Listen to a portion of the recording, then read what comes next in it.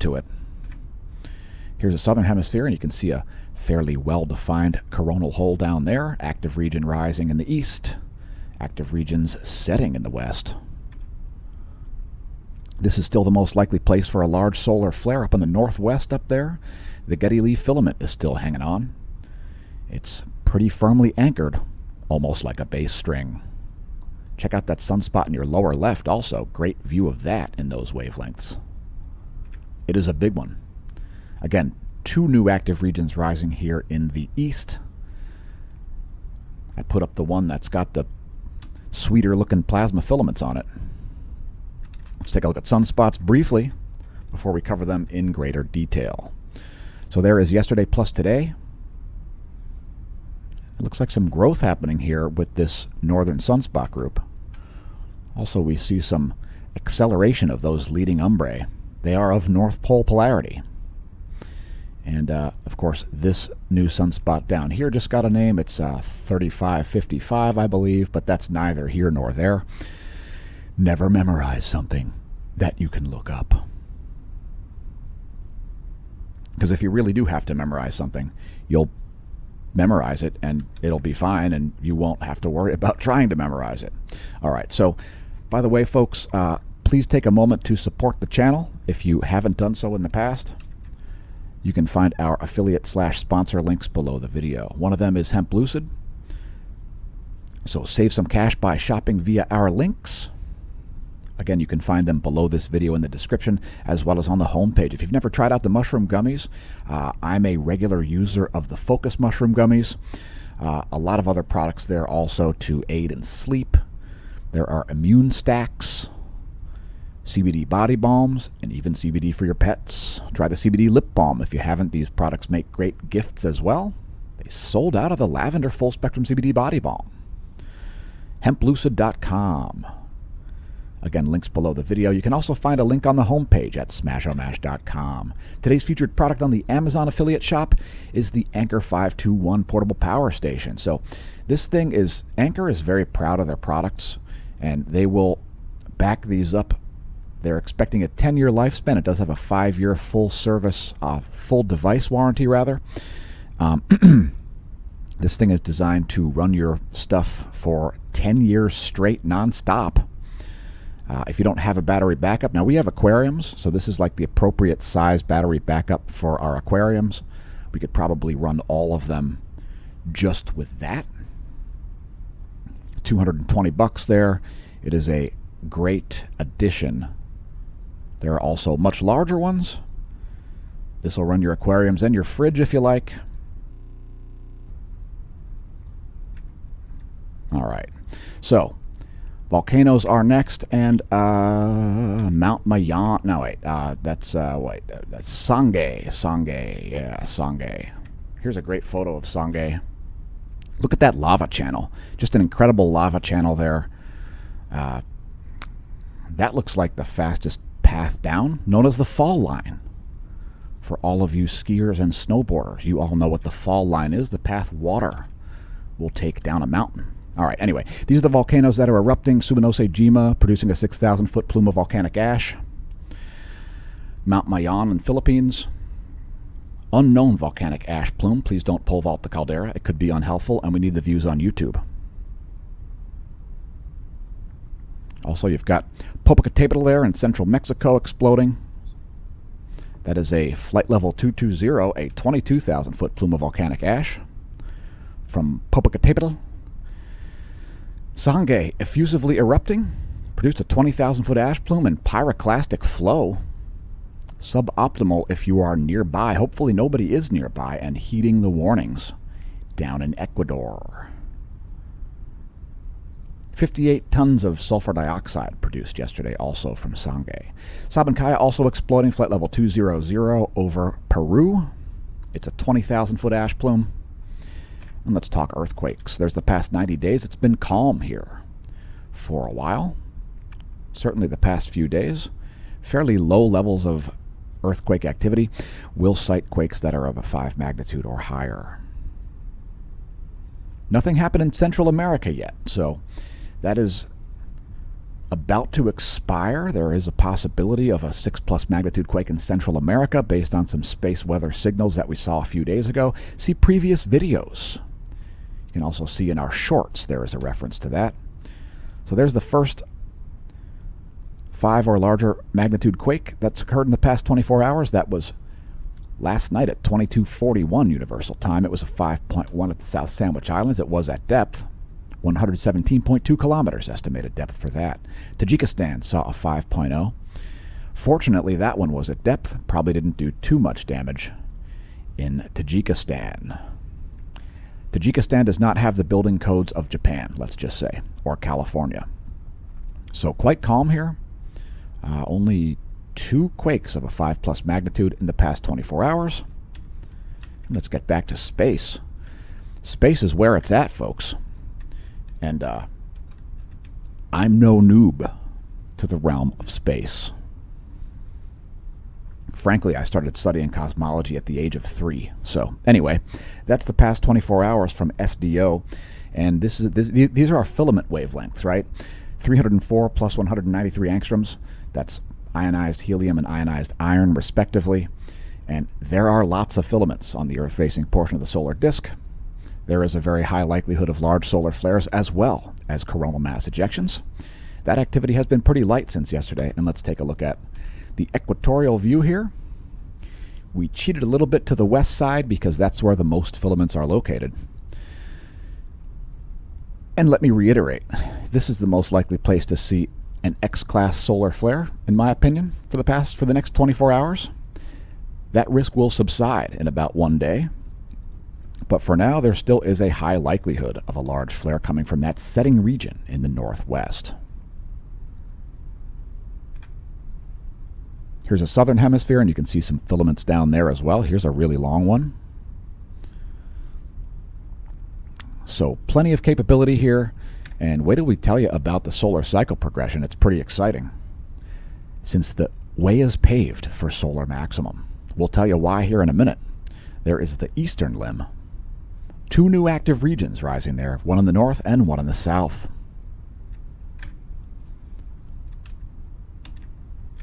Moving right along, the 10.7 centimeter radio flux is now at 155 solar flux units. There is our sweet animation that we made. Because the upper chromosphere and lower corona emits radio frequency, and that is the most similar data set that we have to sunspot number. So in other words, when you have a high sunspot number, you've got a high radio flux density and so forth. There is the 1-year chart to put all of it in context. The black line is the 10.7 centimeter radio flux, and the red line is the sunspot number. Radio flux now at 155 solar flux units, and you can expect it to rapidly rise along with the sunspot number for the next we're guessing about 9 to 10 months.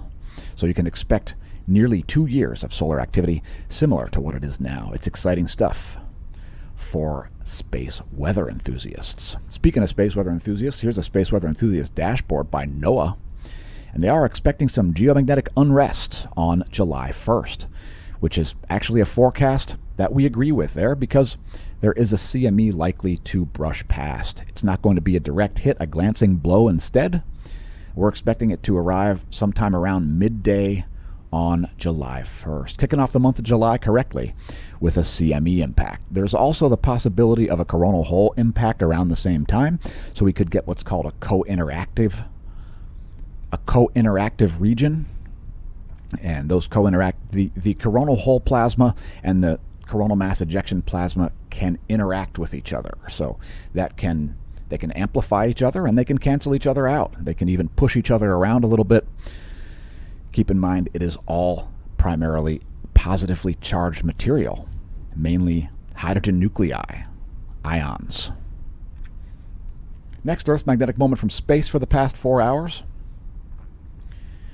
And the magnetosphere looks pretty healthy to me. That depicts magnetohydrodynamic pressure, the units of which are nanopascals. Again, it's the last 4 hours of Earth's magnetic moment from space.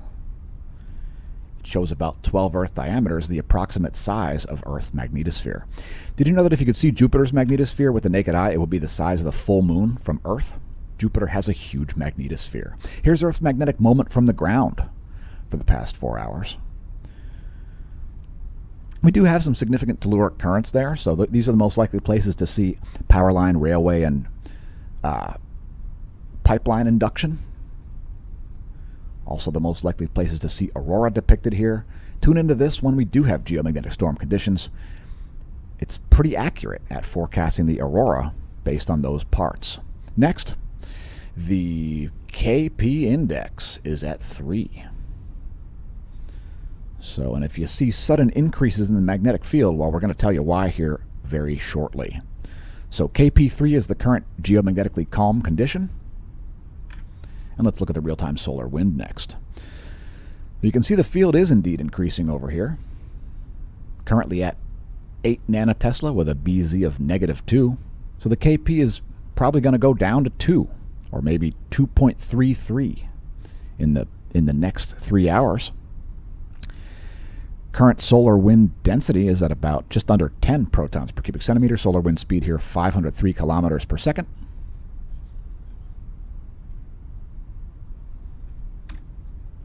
And let's get into magnetic data. Yes.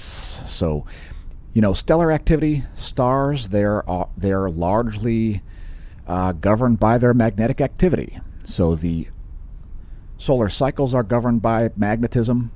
The solar polar field reversals, that is, we're talking about magnetism there. And those are the GOES magnetometers for the past 3 days. Pretty low highs and low lows here over the past 24 hours. Another arcjet moment there. What is that? That's the GOES 16 had to maneuver and maintain its geosynchronous near equatorial orbit. Now, this is where it gets serious.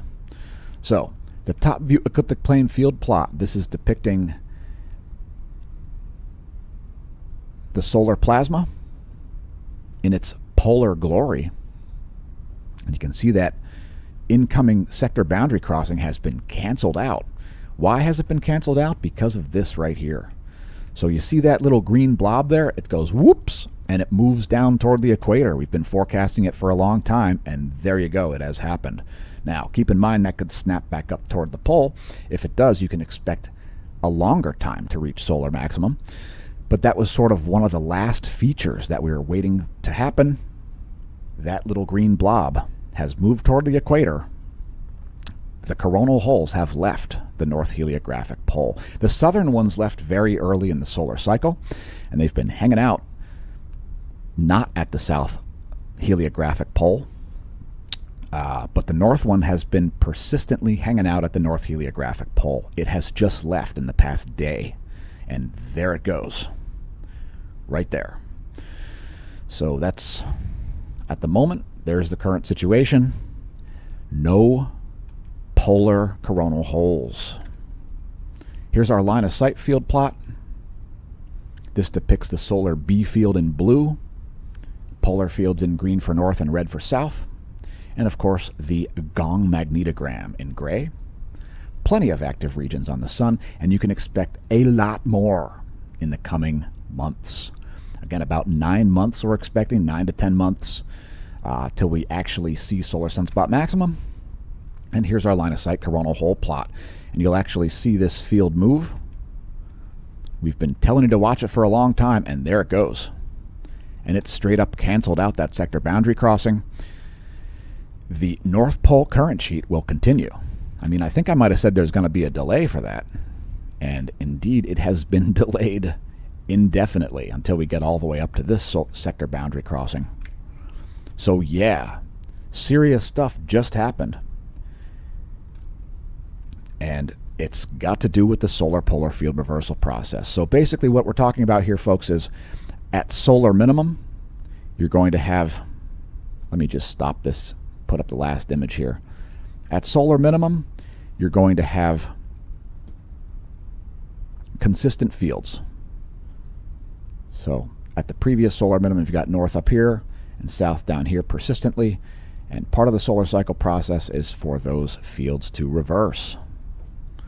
And these are evidenced by coronal holes. And there is the process happening before your very eyes. So let's take a look at these coronal holes here in 211 angstroms. It's going to be a pretty subtle change. You might not even be able to see this happening up here. But That is the real news when it comes to solar cycle progression. 211 angstroms is the optimal wavelength through which to view coronal holes from the SDO. These are 24-hour videos, like most of our daily space weather custom HelioViewer movies. So there's that North Polar region, and let's zoom all the way in.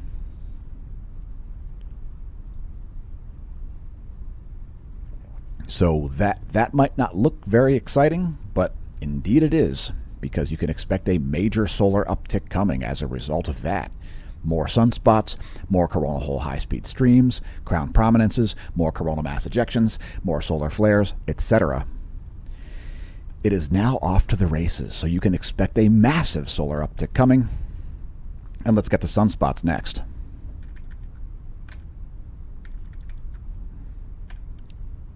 Oh, and before we do that, let's talk about the solar polar fields.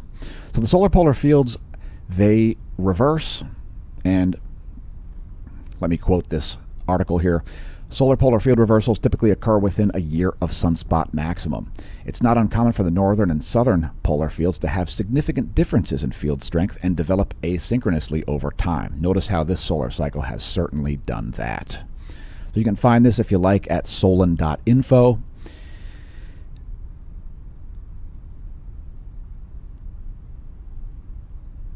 That is the solar polar field progression since 1976. Yep, that is literally the same age as me. That's 47 years of magnetic data. So it's showing the north and south fields. The average is the black line, and then solar max is the pink line. Solar minimum is the light blue line. Here's the sunspot situation. One new sunspot got named as forecast yesterday, the 3355. Again, 2 new active regions rising here in the east. And let's take a look at sunspots. There is the past 24 hours from SDO.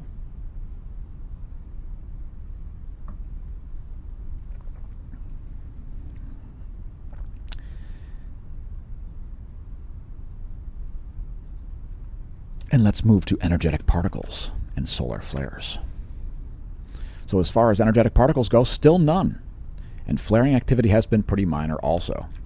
There's the ghost proton flux over the past 3 days. No spikes. Solar flaring has been minimal, and we're having a solar flare once again as we produce the show. So how about them apples? It was a C3.39. Shout out to the sun. Leave the sun comments in our video, because some of our viewers are convinced that the sun is conscious and views our videos.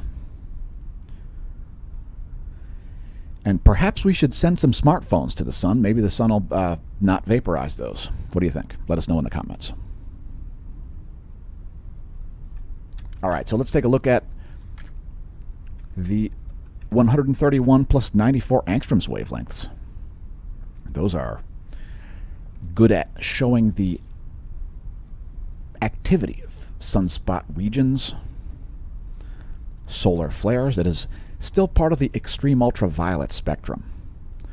94 and 131 angstroms are specifically designed to view solar flares. And let's get a little closer.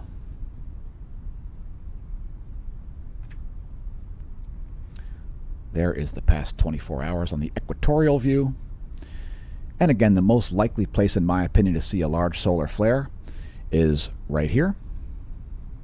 That's number 1. Number 2 is right here. Number 3 is right here. And number 4 is right there, just moving past the Earth strike zone.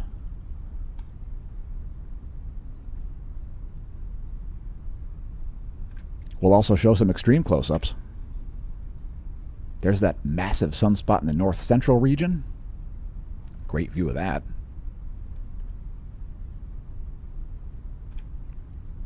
Here is the active region rising in the southeast. And there's quite a lot of plasma suspended out there, so that's why that's the second most likely place for a solar flare, in my opinion. And folks, don't conflate solar flares with coronal mass ejections. They're a completely separate phenomenon. Solar flares are photons of the X-ray type frequency. Coronal mass ejections are protons, a bunch of gas, mainly hydrogen nuclei.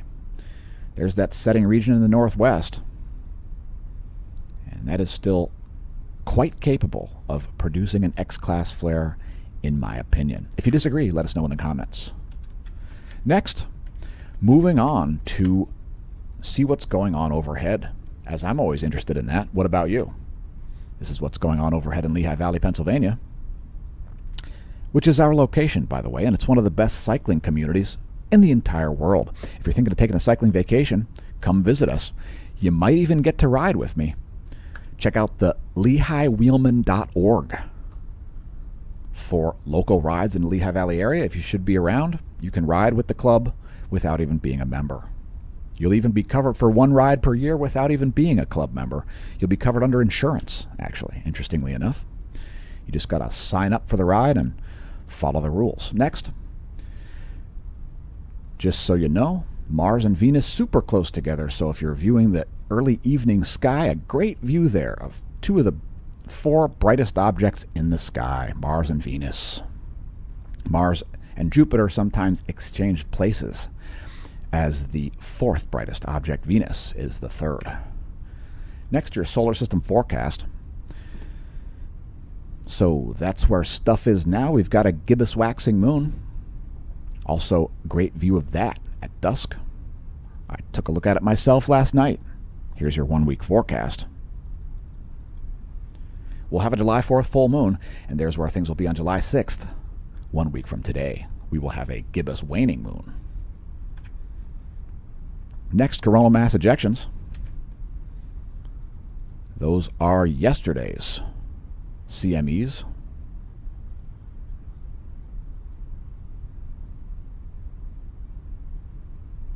I don't see any likely earthly directed ones there. If you disagree, again, let us know in the comments. You're not going to hurt our feelings. I've been doing the internet for, over 20 years. There's that comet that we showed yesterday, also coming out of the lower right corner there, right there. And it looks like it has indeed disintegrated. Here are today's frames, an additional 34 frames from today. Little bit of plasma likely striking the aperture there. Keep in mind the Soho-Lasco C2 is not inside the magnetosphere, so it's not shielded like you are from incoming space plasma. Anyway, here are the Soho-Lasco C2 and C3 together. See a view of Mercury there on the C3. Let's also view stereo A. And we show this diagram to show the fact that stereo A is overtaking and passing the Earth as it is moving faster than the Earth in this direction, and stereo B is overtaking the Earth this way. It's not the best time to calculate coronal mass ejection trajectories using the stereo A coronagraph. However, sometimes it does provide data that is not available, so let's let those play through also. Just keep in mind that these are not synced. There are time and date stamps at the bottom there. And of course, Mercury showing up on the stereo A coronagraph too. Pretty chill as far as CMEs in the past 24. That Getty Lee filament in the northwest has been showing signs of instability. Let's cut to our custom coronagraphs. And here you have them. That's the past 24. Great view of that comet as it appears to disintegrate. And Mercury just moving. Tomorrow it'll be a great view of Mercury there moving across the Lasco C2. Yeah, that comet appearing to disappear there. It has likely vaporized. Here's a closer view. It's SDO 193 angstroms there in the middle. And the Soho-Lasco C2 and C3. Here's an even closer view.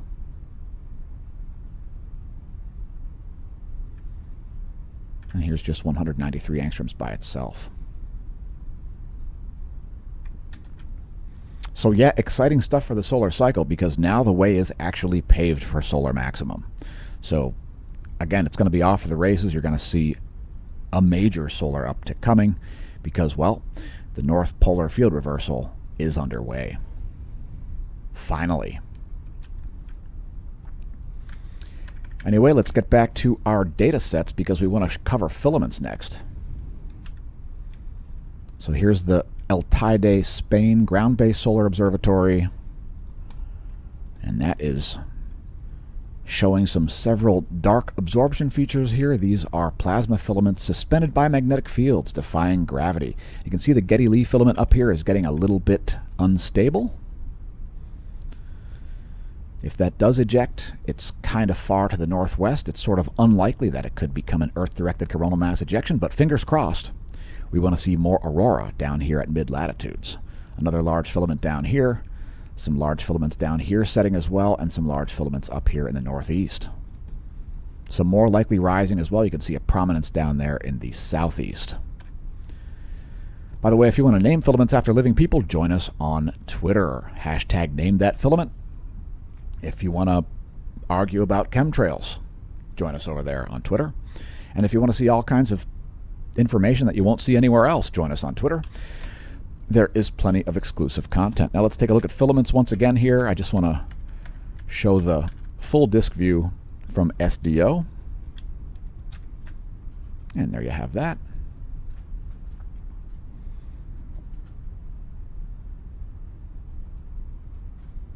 And let's go back to the last couple of hours. So that was a 24-hour video. This is the past about 2.5 hours. It's the GOES 18 SUVI, 304 angstroms. It shows ionized helium. Those white places have a lot of ionized helium, and the black places have almost no ionized helium. That's the situation. And it's an exciting time for space weather. Let's do bonus features. First bonus feature is satellite charging hazards. At the moment, some significant surface charging hazards here in the eastern Pacific. So those surface charging hazards, they're from low energy electrons, which have a tendency to build up on spacecraft. On the outside, could see some minor communications errors from those charging hazards. GOES electron flux here has dipped. Now, keep in mind, we have seen a little increase here in the solar wind. So the solar wind picked up a little bit. Both the speed and the density went up. The electron flux has dropped a bit here. That is the past 3 days from the radiographic measurements by the GOES 16 and GOES 18. And there is the 1-year graph to put it in context. The greater than 2 mega electron volt electron fluence. Kind of in a moderate to high range here at the moment. Here's the NOAA forecast. And I would tend to agree there, expecting a dip in the electron flux, especially with the coming coronal mass ejection and coronal hole high-speed stream. The ionosphere is the bridge between Earth and space, and the F layer is the layer of the ionosphere where the GOES 16 and GOES 18 endeavor to measure the electron flux. And so we show the vibrational frequency of that layer from the Australian Government Bureau of Meteorology site. So there is the vibrational frequency in the ionosphere. Again, it's at about 300 kilometers of altitude. And the ionosphere looking pretty normal here. Some minor high-frequency anomalies there just west of the South Atlantic anomaly, which is right here over the South American continent. Things are pretty normal there in the ionosphere at the moment. We'll show the anomalygram as well, because this might be Greek to you. It was certainly Greek to me when I first looked at it. We've got mainly low-frequency anomalies here. You can see some blue on the map. For high-frequency anomalies, it depicts anomaly in megahertz from the 30-day median. It's shown daily on the channel, because you never know when data will make a science breakthrough. So people like Scott McIntosh poured through old data and found the Terminator event. Yeah, the Terminator event. Something else you can read about, by the way, on Twitter. Anyway, here's the latest image. That's 11:15 Universal Time Ionogram, and there is the 11:30 for some reason Universal Time Anomalygram. We also like to show the total electron content because people use GPSs a lot these days. Nobody uses a regular map or writes down directions. People just use their GPS. It's so convenient. I like it. However, a lot of free electrons in between your GPS satellite and your handset can cause signal refraction. So here are the likely places for GPS errors. The total electron content forecast. So it's the coupled thermosphere, ionosphere, plasmasphere electrodynamics model. We are seeing some significant anomalies here south of the equator there in the southern Indian Ocean, around Antarctica, the Southern Ocean. But besides that, things are generally in place. And of course, keep in mind, folks, if Earth's magnetic fields were flipping, this would be one of the first things that we would see looking all jacked up. But we don't. This is one of the many, many, many, many, many pieces of evidence that indicate it is very, very unlikely for Earth's magnetic poles to flip. Here is the total electron content anomaly from the 10-day average for just North America. And again, the possibility of a 6+ magnitude earthquake in Central America is about to expire. We've got about one more day for that. So if we have forecasted a 6+ magnitude quake in Central America, that would be interesting. And keep in mind, folks, we don't think that space weather causes it. We believe it is an Earth-side signal that appears in the space weather data. Again, that's your total electron content anomaly from the 10-day average for North America.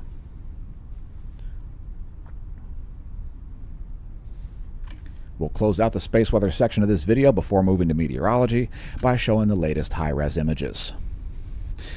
So here come these new active regions. At the moment, they are not sunspots. I can tell just by looking at the magnetogram sometimes, and in this case, it's the case.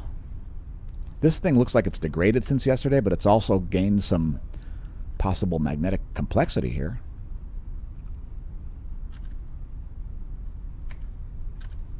It does have some tiny trailing umbrae, so while this leading umbra has shrunk, it's grown tailing umbrae, so that is now a beta gamma class sunspot. Of course, this is the real star of the star.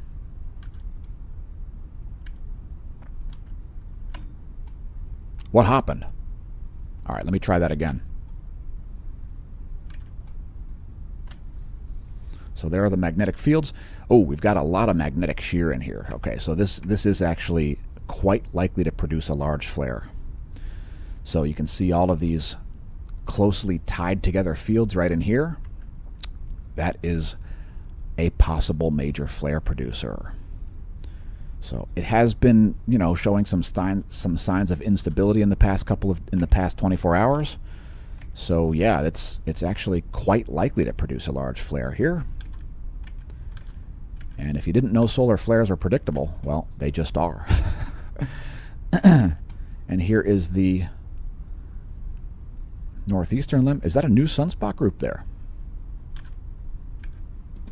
I think that might be a new sunspot group. Let me go back.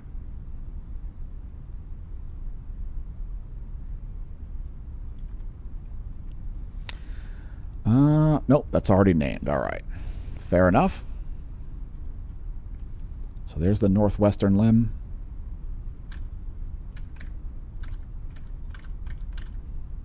This is still my favorite place to produce a large solar flare. But again, we have a high likelihood of large solar flares in various locations. It's time to move to meteorology. And it's a day of smoke warnings, and I can't smell any smoke over Lehigh Valley. Let's take a look at the particulate. So here we've moved into our Smash News Network meteorology segment. And thanks for tuning in, by the way. This is the PM10, the 10 or less, what is it? The less than 10 micrometer particulate matter.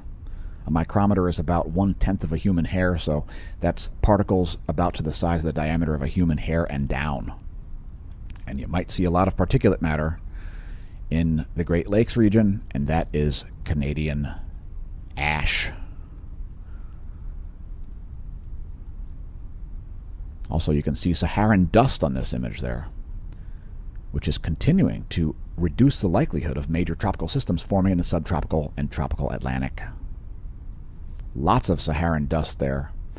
And if you look at the DUX, it'll be even more obvious. The DUX is the optical thickness of 550 nanometers. So lots of dust there in the Atlantic, which fertilizes the Caribbean, by the way. It's a good thing, and it tamps down hurricanes. It prevents convection.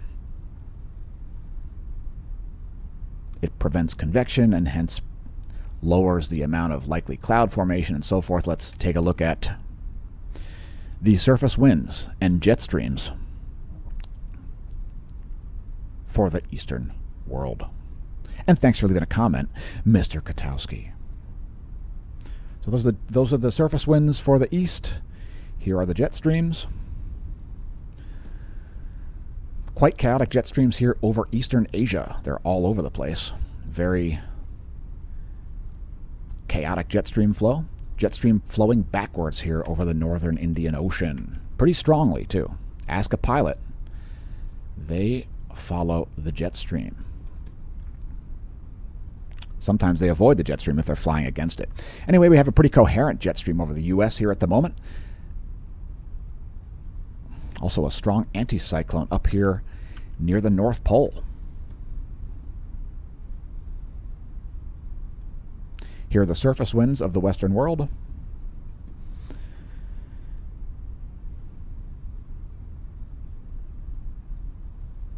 Surface winds of Europe, Africa, and Central Asia, formerly known as the Middle East, but now changed probably for political correctness. Here are the jet streams of the central world. You can see that backward jet stream there making a 180-degree turn around northern Africa. Continuing right along to look at this is the particulate matter for 2.5 whatever, I don't know what it is. It's that is micrograms per cubic meter. And the thickest smoke is actually still up in Canada. Now, I went out and checked this morning. I don't smell any smoke, and it doesn't even really look particularly hazy in the sky here. We've got crazy air quality warnings everywhere, and I don't know. When it was so smoky here on the last round of the Great Smokeout, I went and climbed one of the hardest mountain climbs in the whole Lehigh Valley, and I didn't really notice anything. Check it out, a strong anticyclone here over the North Atlantic. Some wild pressure gradients over the Southern Ocean. And a strong low off the coast of New Zealand. That's the pressure. That's the mean sea level pressure, by the way. And let's take a look at clouds and fog. As we zoom in closer and closer to the U.S., shout out to all of our viewers from all around the world. Who knew we'd make so many friends and foes by putting out these videos? Yeah. Facts, they're very controversial. They make some people mad, but all of you people who aren't nuts, they're making you happy. So that's what's going on. And that's 3.9 micrometer infrared radiation. Here's our weather.gov map, and those are a lot of air quality warnings, excessive heat warnings for the most part.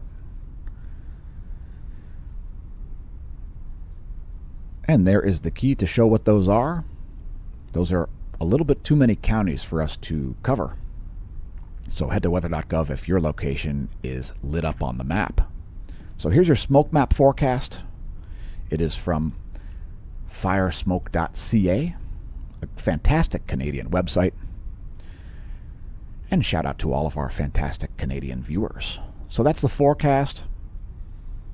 It is showing time and date stamps down there in the lower left. We'll let that play through one more run and then show some additional forecasts for U.S. weather.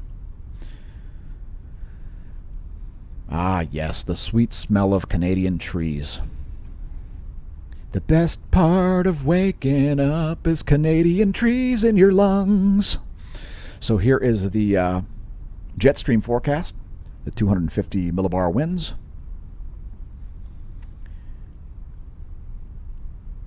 And it looks like in a few days the jet stream's going to lose some coherence here. So that's a 72-hour GFS forecast for the jet stream. Here is your GFS 72-hour forecast for temperature anomaly in degrees Celsius. Wild temperature swings here coming to large portions of the country. Both large high and low frequency, low temperature anomalies in the forecast on the GFS model. Wild temperature swings there in some places. Last but not least, here is pressure and precipitation, and there are strong storms coming to the southeast. Also, Nebraska. I won't try to explain all the spots. That's why we show the visual, the GFS 72-hour pressure and precipitation forecast. Next, your lightning mapper. We do have some strong storms here moving into Iowa as we speak. Here's a real-time lightning map, and check out all the lightning there in Northern Europe. We do have some active cells in the U.S., so let's shout out those locations. Terre Haute. That's a severe thunderstorm right there. That's the kind that produces damaging wind and hail. Keep in mind, the most dangerous part of a severe thunderstorm in the northern hemisphere is the northwestern corner. That's where tornadoes have a tendency to form. Also some strong storms here south of Omaha. I suspect those will mostly brush past you. Oh, it looks like some are going to make their way there. These cells to your west are likely to strike thee.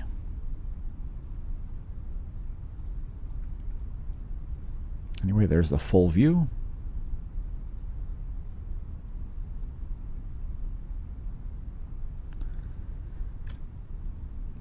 And pick two, because this is our featured product of the day, project management facts.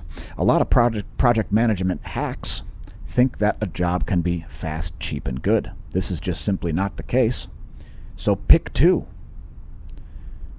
Now, the worst case scenario is it is fast and cheap but not good. That's why we put it at the bottom. Fast and cheap but not good. Place 3 there. So it's bad. You don't want that. You want your job to be either good and fast, which will make it expensive, or you want it good and cheap, which will make it slow. So pick two. Maybe you have a handyman who will work on your house or your car or something without really charging you. I've got one, and he's fantastic, but it's not good and fast most of the time. It's good and cheap, but not fast.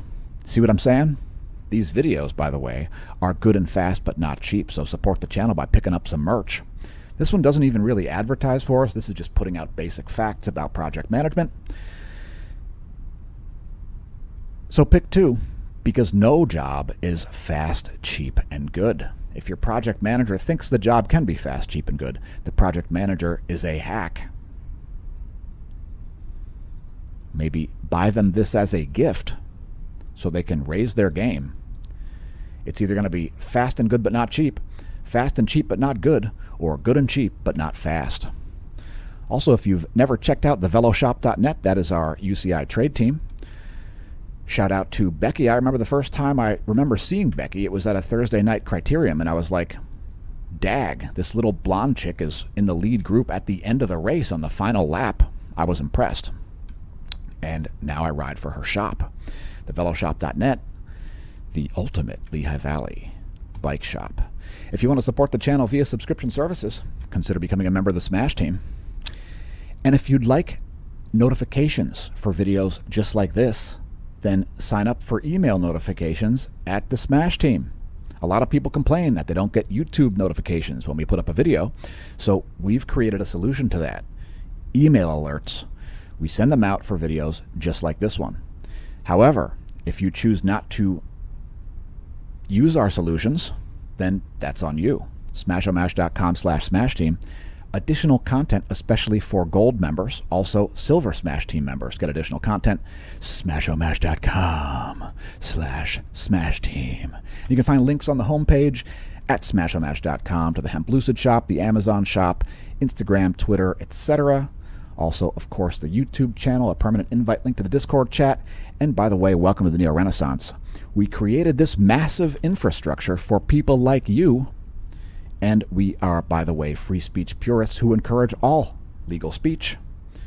We will not mute you, block you, ban you, or anything like that. That is for babies. Let's take a look at the Doppler radar, because those are some serious storms there. Oh, they're actually moving a bit to the north as well.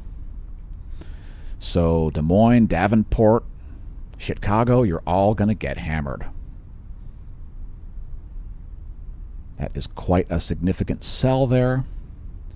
Let's view the full 50 states for a minute. Some strong storms there around Denali, the highest point in America.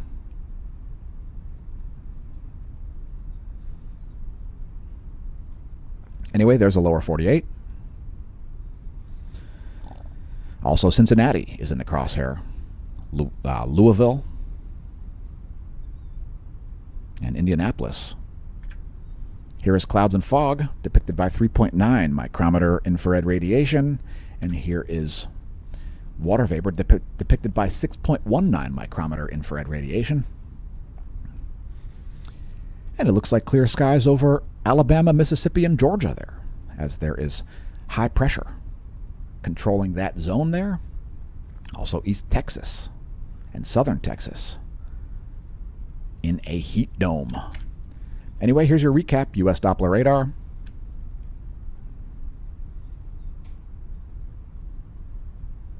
Clouds and fog. And there is water vapor. Quick note, this down here, you can see this clockwise rotation. This is another anticyclone. So these have a tendency to blow air out of them. High pressure systems blow, low pressure systems suck. And hopefully your YouTube content doesn't suck. And the bunker is sucking me back down because I'm very spooked. Because space, a frontier, these are the voyages of me being spooked. Anyway, while I'm gone, may the solar wind be at your back, and we hope your bunker is just the right depth. Bye. Whoa.